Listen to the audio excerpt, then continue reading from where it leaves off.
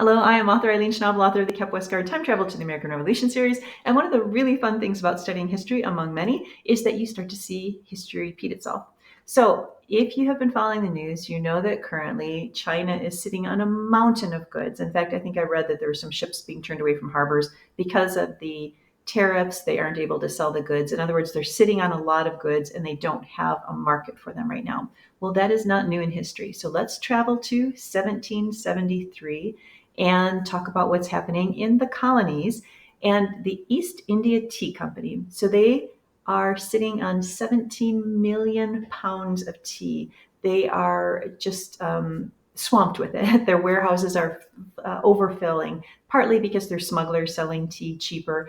And they also owe a whole lot of money to the British government. They're about to go bankrupt. So the British government, the Parliament, in 1773 creates the Tea Act, which on its face might look like it's a good thing, but we'll see how it eventually leads to a lot of problems.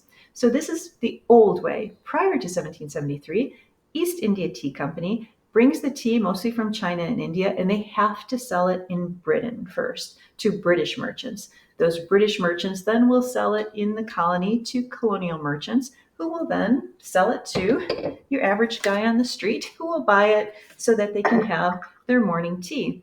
Well, things go awry because Parliament says, you know what, instead of having to come to sell it to the British merchants, who then sell it to the American, each of whom are taking a piece of the pie, which drives up the prices, we're going to allow you to sell it right to the colonies. Well, that seems like that would be a good thing, right? You cut out one of the middlemen, prices will go down, and in fact, they do go down. But here is the catch. If you and I are both merchants, tea merchants, right? When the East India Company comes directly to the United States and is willing to unload this tea for pennies on the pound, as you would say, I don't know how you'd say that, pence on the pound maybe, it's only to certain hand-picked select merchants, probably ones they've done a lot of business with or that they think are loyal to them.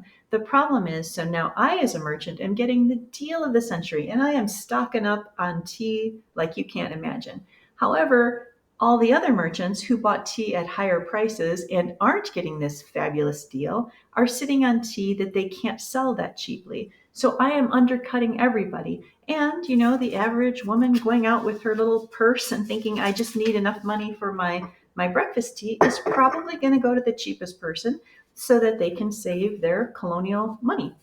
Well, this makes a lot of merchants very, very, very angry. And we'll see what it leads to in part two. Thanks for letting me share. I'll see you soon.